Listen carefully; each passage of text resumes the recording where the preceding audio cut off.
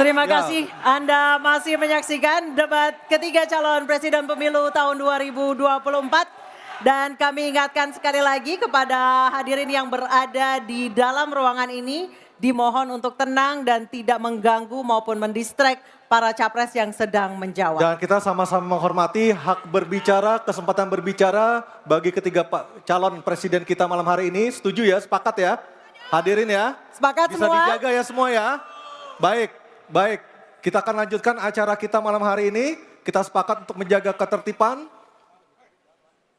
Baik, dimohon tenang, baik. Kepada tiga calon presiden, Bapak Anies Baswedan, Bapak Prabowo Subianto, dan Bapak Ganjar Pranowo. Mohon Kita tenang, sudah sepakat, mohon Bapak-Bapak, tenang, kita sudah Ibu-Ibu. sepakat tadi untuk menjaga ketertiban. Oke, kami mohon untuk menuju ke podium, Bapak-Bapak.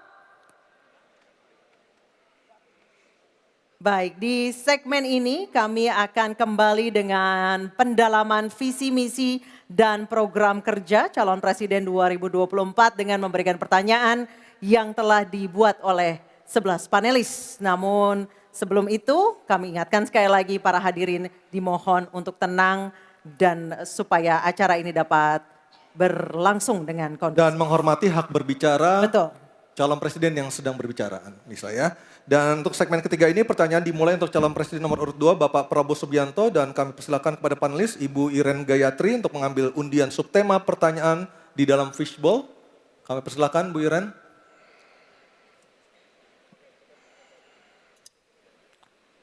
Tersisa 3 subtema lagi untuk segmen ini. Sudah ada keamanan, hubungan internasional, dan juga pertahanan. Ya. Diperlihatkan Ibu Iren. Politik luar negeri. Oke, baik. Politik luar negeri. Selanjutnya panelis Bapak Kusnanto Anggoro untuk mengambil undian daftar pertanyaan dari fishbowl dan mohon diperlihatkan huruf yang tertera. Huruf A, B, atau C yang akan dipanggil oleh Pak Kusnanto Anggoro. Silakan Pak Kus. Huruf C, politik luar negeri. Baik, saya Huruf akan C, ambil politik luar negeri. amplopnya. C, politik luar negeri masih tersegel. Silakan Anissa. Baik, ini amplopnya masih tersegel Bapak Ibu. Dan kami ingatkan sekali lagi para calon presiden untuk mendengarkan dengan seksama karena pertanyaan tidak akan kami ulangi. Dan pertanyaan untuk calon presiden nomor urut 2 Bapak Prabowo Subianto. Utang luar negeri adalah instrumen pembayaran yang sah. Namun ada risiko intervensi kedaulatan oleh negara pemberi utang. Pertanyaannya, apa kebijakan paslon untuk menghindari intervensi kedaulatan Indonesia akibat utang yang terus bertambah? Waktu menjawab 2 menit Pak Prabowo, kami persilahkan.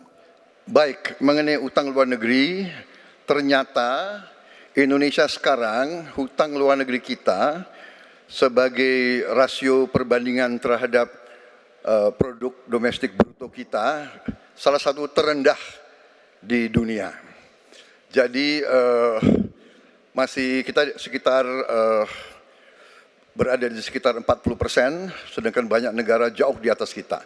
Kedua, kembali lagi dengan manajemen yang prudent, pengelolaan yang baik, dan dengan strategi ekonomi yang tepat, terutama dengan hilirisasi, di mana kita bisa mendapat keuntungan sebagai bangsa, ini memperkuat posisi tawar kita.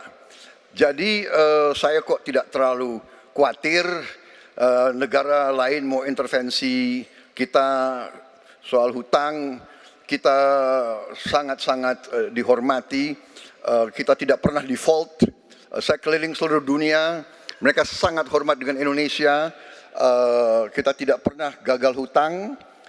Dan saya sangat optimis, tapi kembali kita harus punya kekuatan pertahanan yang kuat supaya tidak bisa diintervensi, tidak bisa digertak, tidak bisa diintimidasi. Hanya dengan kekuatan kita akan dihormati dan kita akan amankan kekayaan kita, amankan ekonomi kita, amankan pembangunan kita menuju Indonesia makmur, Indonesia kaya. Terima kasih. Masih ada sisa waktu Pak Prabowo? Ya, Mohon tenang. saya tegaskan kembali ya, bahwa pelajaran sejarah manusia yang lemah akan selalu ditindas. Kita lihat saja apa yang terjadi di Gaza. Kita tidak boleh lemah, kita tidak boleh Baik, waktu habis.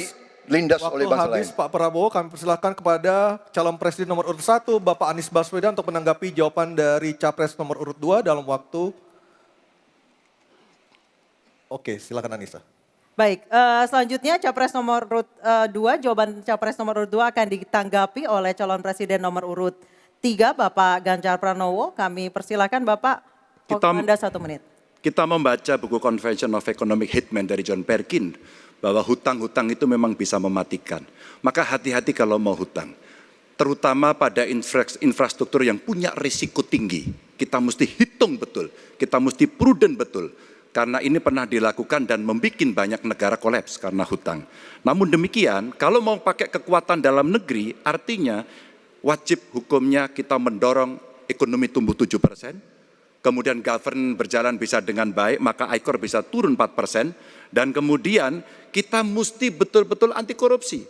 Kalau itu tidak dilakukan, maka tidak akan tumbuh ekonomi yang ada di tempat kita. Ease of doing business mesti dilakukan. Hanya saja memang kalau kita bicara pada industri pertahanan kita, mesti kita kuatkan industri dalam negeri. Jadi mohon maaf kaitan dengan hutang, no utang, no usang. Sehingga alutsista kita betul-betul kita lakukan transfer of teknologi dari dalam negeri. Waktunya Baik, habis. waktu sudah habis. Mohon tenang, mohon tenang, mohon tenang. Sekali lagi mohon tenang. Kami persilakan kepada calon presiden nomor urut 1, Bapak Anies Baswedan menanggapi jawaban dari capres nomor urut 2 dalam waktu 1 menit, Pak Anies. Sebaiknya disebutkan berapa persentase yang ideal, Pak, untuk kita di Indonesia. Kalau hanya mengatakan bahwa kita termasuk yang terbaik, berapa angkanya? Menurut hemat kami, kita harus bisa mencapai maksimal angka 30% dari GDP. Sehingga kita aman di situ, di bawah 30%. Dan itu caranya apa? Dengan satu menata hutangnya, yang kedua memperbesar GDP-nya. Yang tidak kalah penting adalah melakukan pengembangan skema-skema yang lebih kreatif dalam mencari hutang luar negeri, termasuk pelibatan swasta. Lalu memastikan bahwa ada perluasan wajib pajak yang harapannya nanti akan memperkuat juga GDP kita. Di samping mengurangi kebocoran pajak. Dan hutang-hutang yang kita gunakan untuk aktivitas produktif. Jangan hutang itu digunakan untuk kegiatan yang non-produktif. Misalnya hutang dipakai untuk membeli alutsista bekas oleh Kementerian Pertahanan. Itu bukan sesuatu yang tepat. Justru kita harus sebaliknya yang kita kerjakan. Baik, terima kasih. Harap tenang dulu, harap tenang dulu. Kita kembali ke calon presiden nomor urut 2, Bapak Prabowo Subianto, untuk merespon tanggapan dari kedua capres. Waktu Bapak 1 menit, silakan. Saya nggak mengerti. Jangan-jangan guru kita, buku kita sama, Pak Ganjar. Kok saya banyak sependapat. Terus aja. Saya akan bilang AA. Saya bukan orang macam-macam.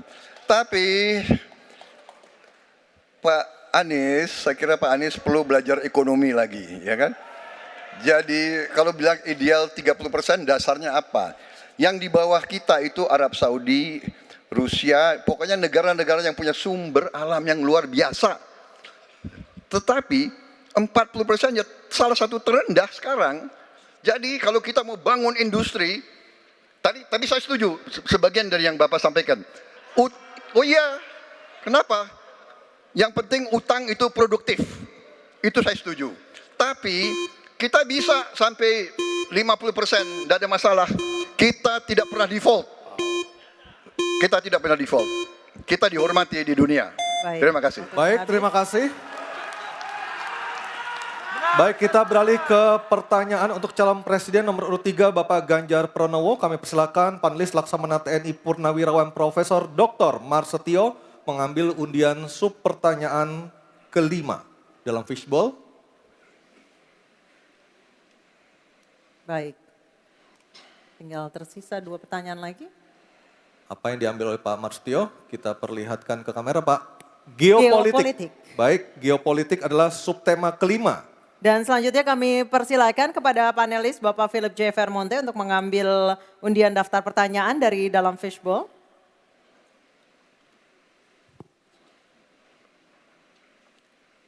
Huruf huruf A. A. Geopolitik huruf A. Geopolitik Saya huruf A. ambil Baik. amplopnya, masih tersegel, silakan Anissa. Baik, kita akan buka amplop yang tersegel ini. Subtema kelima yang harus dijawab adalah tentang geopolitik. Dan kami ingatkan kembali kepada calon presiden untuk mendengarkan dengan seksama karena pertanyaan tidak akan kami ulang. Dan pertanyaan untuk Bapak Ganjar Pranowo adalah konflik Laut Cina Selatan belum selesai dan Code of Conduct belum disepakati. Bahkan menjadi arena persaingan hegemoni Amerika Serikat dan Tiongkok. Pertanyaannya, apa inisiatif baru yang ditawarkan paslon agar Indonesia berkontribusi dalam mengelola konflik Laut Cina Selatan? Waktu menjawab 2 menit Pak Ganjar, kami persilahkan. Indonesia bukan claimant. Jadi sebenarnya kita punya banyak langkah untuk bisa kita lakukan.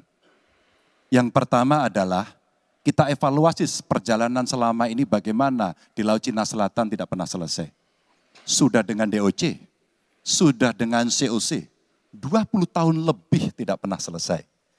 Maka usulan kami sangat jelas dan clear. Apa itu? Kesepakatan sementara. Kenapa kesepakatan sementara? Ini mesti kita dorong dan kita inisiatif agar kita bisa mencegah sesuatu yang tidak kita inginkan. Kita tahu persis, modernisasi peralatan di Tiongkok akan selesai di tahun 2027. Apa artinya? Kalau kita bicara One China Policy, maka seluruh dunia pasti akan mengakui bagaimana peran itu. Yang kedua, ketika kemudian peran itu menjadi kuat, maka bukan tidak mungkin cerita-cerita potensi terjadinya konflik dengan negara lain akan muncul. Mungkin perangnya tidak sampai ke Indonesia. Tapi pada sisi lain, kita bisa kena dampak. Yang berikutnya, bagaimana patroli bisa kita perkuat juga di wilayah Laut Cina Selatan. Maka kita butuh tanker-tanker terapung yang bisa dipakai untuk tentara-tentara TNI Angkatan Laut kita untuk bisa berpatroli. Sehingga logistiknya menjadi sangat murah. Tidak lagi kembali ke titik awal atau mereka bilang kami hanya pergi. Kalau kembali kami tidak bisa lagi karena logistik kami habis. Maka inilah titik-titik penting yang mesti kita dorong dan kita akan bisa membawa posisi inisiatif ini untuk membuat tadi yang saya sampaikan adalah kesepakatan sementara untuk menghindari potensi-potensi yang lainnya lebih tinggi. Kita akan meredam dengan cara itu. Terima kasih. Baik, terima kasih Pak Ganjar. Selanjutnya kami persilahkan. Mohon tenang. Harap tenang. Mohon tenang Bapak dan Kita Ibu sudah sekalian. sepakat di awal Bapak Ibu. Kami persilakan calon presiden nomor urut 1 Bapak Anies Baswedan untuk menanggapi jawaban dari capres nomor urut 3. Waktu Bapak 1 menit dimulai ketika berbicara. Jawaban Pak Ganjar tidak ada satu kata pun menyebut kata ASEAN. Padahal kata kuncinya di dalam menyelesaikan persoalan ini adalah ASEAN. Dan Indonesia negara terbesar di ASEAN, pendiri ASEAN. Indonesia harus kembali menjadi pemimpin ASEAN yang dominan. Bukan sekedar hadirin dalam summit-summit ASEAN. Kita menjangkau semua dan negara-negara ASEAN yang sekarang ini menjadi pintu masuk bagi kekuatan Tiongkok misalnya di Laut Cina Selatan. Apakah itu Laos, apakah itu Myanmar sekarang, itu akan menjadi bagian dari kesepakatan ASEAN terhadap wilayah Laut Cina Selatan. Bila di ASEAN kita membangun kesepakatan, bagaimana kita menata, bagaimana menghadapi kekuatan luar ASEAN. Karena kekuatan luar ASEAN yang datang di sini, maka kita menghadapinya sebagai satu regional. Bukan sekedar Indonesia berhadapan dengan negara lain, tapi satu region. Dan Indonesia memimpin ASEAN. Itu kata kuncinya menurut saya. Terima kasih. Baik, terima kasih Pak Anies. Mohon tenang Bapak dan Ibu sekalian. Mohon tenang. Kita lanjutkan Pak Prabowo untuk menanggapi jawaban dari capres nomor urut 3. Waktu Bapak 1 menit dimulai dari Bapak berbicara. Jadi keadaan Laut Cina Selatan menggarisbawahi bahwa kita perlu kekuatan pertahanan yang kuat. Kita perlu platform untuk patroli, kita perlu satelit, kita perlu banyak sekali. Dan untuk itu pertahanan harus kita bangun. Dan tadi ya sekali lagi Pak Anies ngomong-ngomong barang bekas karena Pak Anies rupanya tidak mengerti masalah pertahanan. Ya, tidak. Saya bersedia Pak Anies mengundang Pak Anies di tempat yang Pak Anies suka, kita diskusi, saya akan bawa data. saya akan bawa data yang sebenar-benarnya, ya. Jadi barang-barang bekas itu menurut saya menyesatkan rakyat. Itu Pak tidak pantas seorang profesor ngomong-ngomong begitu, ya.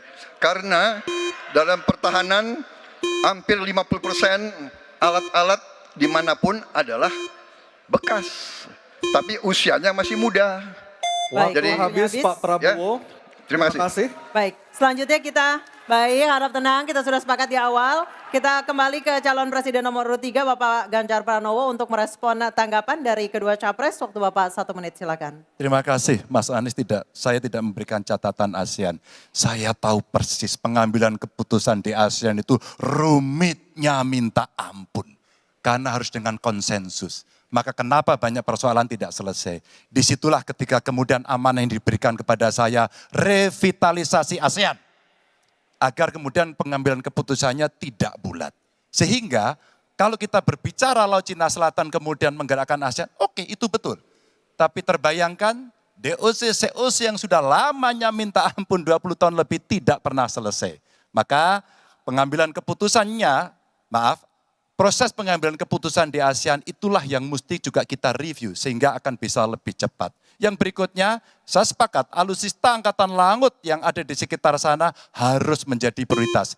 Dan begitu saya jadi presiden, kita tunjukkan kedaulatan kita, gas yang ada di Natuna Utara harus dieksploitasi oleh kita sendiri untuk menunjukkan power kita pada Waktu dunia. sudah habis Pak Ganjar, Habis. terima kasih. Oke. Mohon tenang, masih ada satu sub pertanyaan lagi yang harus dijawab oleh ketiganya pada sesi ini, pada segmen ini. Kami beralih ke pertanyaan untuk calon presiden nomor urut 1, Bapak Anies Baswedan, dan kami persilakan kepada Profesor Dr. Widya Setiabudi Sumadinata untuk mengambil undian pertanyaan subtema. Silakan Pak Widya. Ini adalah yang terakhir. Yang ke-6. Yang diambil oleh Pak Widya, subtemanya adalah globalisasi. Baik, globalisasi subtemanya. Baik, selanjutnya kami kembali persilakan panelis Ibu Kuri Maharani Savitri untuk mengambil undian daftar pertanyaan dari dalam fishbowl dan memperlihatkannya kepada moderator dan juga kepada hadirin serta kepada para capres. C. Globalisasi C. Baik, saya ambil amplopnya C, globalisasi masih tersegel. Anissa silahkan. Baik, sekali lagi masih tersegel. Ini globalisasi huruf C. Kita akan lihat bersama. Kami ingatkan kembali sekali lagi bagi para calon presiden untuk mendengarkan pertanyaan dengan seksama karena kami tidak akan ulang. Pertanyaan untuk Bapak Anies Baswedan adalah globalisasi membuka peluang masuknya budaya asing ke Indonesia, tetapi juga memungkinkan budaya Indonesia untuk mendunia. Pertanyaannya, bagaimana strategi paslon mempromosikan budaya populer Nusantara untuk mendukung pertumbuhan ekonomi nasional? Waktu Bapak menjawab 2 menit Pak Anies, kami persilahkan. Ya. Negara harus mengalokasikan sumber daya yang cukup di bidang kebudayaan. Bukan dipandang sebagai biaya, tapi dipandang sebagai investasi. Dengan begitu, maka karya-karya kita, dari mulai kuliner, karya seni seperti film, itu menjadi tumbuh berkembang dan kemudian bisa dibawa ke level global. Dan kita berencana di dalam diplomasi ini melibatkan semua, diaspora dilibatkan, mahasiswa dilibatkan. Mereka yang berada di luar diajak menjadi bagian dari diplomasi. Kemudian yang tidak kalah penting, kita ingin membangun rumah kebudayaan Indonesia di tiap-tiap region di seluruh dunia. Sehingga di tiap-tiap region kita akan memiliki satu tempat di mana Indonesia menunjukkan karya budayanya. Di mana kita menjual kepada mereka bukan sekedar komoditas perekonomian, tapi juga kita menawarkan kepada mereka nilai karya budaya Indonesia. Kemudian kuliner, kita merencanakan untuk membantu mendorong tumbuhnya restoran-restoran, kafe-kafe Indonesia di berbagai kota besar di seluruh dunia. Sebagaimana sekarang di Jakarta kita menyaksikan banyak sekali restoran asing di sini. Kita harus memiliki rumah kuliner Indonesia di berbagai tempat. Dan itu siapa? Negara yang ada di belakangnya. Negara yang fasilitasi. Dengan begitu maka swasta yang terlibat akan bisa mengelola ini, tapi awalnya investasi dari negara. Dan lalu disiapkan kredit yang memungkinkan bagi usaha kecil mikro untuk menjadi bagian dari diplomasi kebudayaan Indonesia. Kemudahan di dalam permodalan, kemudahan di dalam mengakses pasar internasional, itu semua dilakukan supaya seluruh jajaran bisa terlibat di dalam kampanye diplomasi kebudayaan Indonesia. Terima kasih. Baik, terima kasih Pak Anies. Baik, selanjutnya calon presiden nomor urut 2. Harap tenang. Mohon tenang, Bapak dan Ibu, mohon tenang. Calon presiden nomor urut 2 Bapak Prabowo Subianto untuk menanggapi jawaban dari capres nomor urut 1. Waktu Bapak 1 menit, silakan. Saya kira yang disampaikan Pak Anies masuk akal ya, walaupun memang itu bersifat normatif ya. Memang kembali kalau dikatakan negara yang harus berperan, kuncinya adalah bahwa kita ini harus punya dana yang cukup. Kita harus punya tabungan yang cukup. Kita harus punya sovereign wealth fund yang cukup. Untuk itu kita harus punya laba yang cukup. Kita harus punya neraca perdagangan yang positif.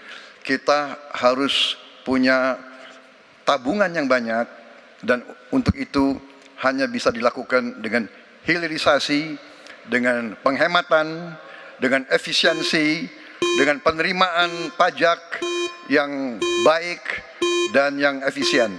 Saya kira itu. Baik, terima kasih Pak Prabowo. Selanjutnya kita dengar, mohon tenang, kita dengar tanggapan ataupun jawaban dari calon presiden nomor urut 3 Bapak Ganjar Pranowo menanggapi jawaban capres nomor urut 1. Waktu Anda 1 menit Pak Ganjar, kami persilahkan.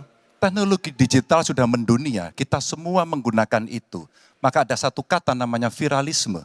Maka ketika kemudian ada yang konvensional, kita mendorong agar para duta besar kita, diplomat kita untuk menjadi tenaga pemasar, mereka menjadi fasilitator, mereka juga kemudian mempromosikan yang ada di dalam negeri maupun menarik yang potensi di luar negeri ke dalam negeri dengan berbagai kerjasama dan fasilitasi dari negara, maka viralisme sebenarnya bagian yang bisa kita dorong dari tanah air sendiri. Kalau kita lihat Nicky, Rich Brian, Karina seorang intelektual yang hebat sekali yang menemukan antivirus AstraZeneca. Dia diaspora yang hebat, kita promosikan, kita viralkan. Nicky Rich Brian, Voice of Baceprot yang kemudian mendunia kita fasilitasi, maka dialah yang akan bisa mendapatkan keuntungan dan sekaligus menjadi diplomat Baik. Indonesia. Sudah habis, Pak Ganjar. Oke, harap tenang. Mohon harap tenang. Harap tenang. Selanjutnya kita kembali ke calon presiden nomor urut 1 Bapak Anies Baswedan untuk merespon tanggapan dari kedua capres. Waktu Bapak 1 menit, silakan. Terima kasih. Kami bersyukur sekali bahwa Bapak-Bapak berdua sepaham dengan apa yang kami gagas. Dan ketika kami ditugaskan sebagai Presiden Republik Indonesia, sebagai Panglima Diplomasi, maka setiap kegiatan ke luar negeri adalah bersama dengan delegasi kebudayaan, delegasi seni. Dan datang ke pusat-pusat kegiatan kebudayaan, kesenian di negara-negara yang dikunjungi. Bukan hanya datang rapat lalu pulang, tapi datang di sana menemui aktivitas-aktivitas kesenian, kebudayaan, sehingga mereka pun menyadari bahwa Indonesia ini negeri yang kaya budayanya. Karena setiap presidennya datang, dia membawa delegasi kebudayaan, ditunjukkan di sana, bukan datang rapat, ikut lalu pulang. Dan dengan cara seperti itu, maka dunia akan menyaksikan. Ingat, setiap presiden datang sebuah negara, seluruh media di negara itu memperhatikan. Itu kesempatan luar biasa untuk mempromosikan Indonesia, dan itu yang kami kerjakan di samping yang sudah kami lakukan, kami katakan tadi. Terima kasih. Baik, terima kasih Pak Anies, Pak Ganjar, dan Pak Prabowo. Dan kami persilakan untuk para capres untuk kembali ke tempat duduk masing-masing. Dan kita akan jeda sejenak dan debat ketiga calon presiden pemilu tahun 2024 masih akan terus kembali. Kali ini bukan mau jawab pertanyaan dari panelis, tetapi pertanyaan dari antar calon presiden. Akan ada bertanya dan menjawab dari para calon presiden. Dan kita akan kembali di debat ketiga calon presiden pemilu tahun 2024.